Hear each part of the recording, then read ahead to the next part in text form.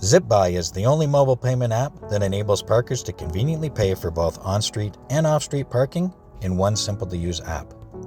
By clicking on the app, I have all my historical transactions, and in each of those transactions, I have the historical data, as well as I'm able to resend the receipt.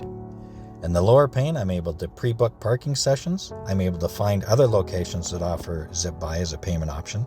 I'm able to create alternate payment options, and that can be for different facilities, as well as I have a 24/7 online support, both available by phone and by email.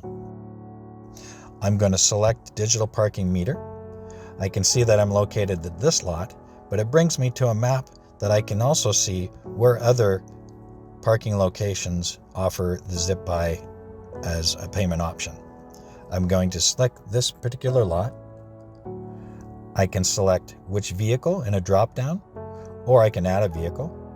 I can select the length of stay, being minutes, hours, or days. I'm going to select 1 hour. And then I can also determine the length of time I want to be notified before my parking transaction is about to expire. I'm going to select 15 minutes. To continue, I'm then brought to a screen where I confirm all my details, and then I confirm to pay. And I'm on my way.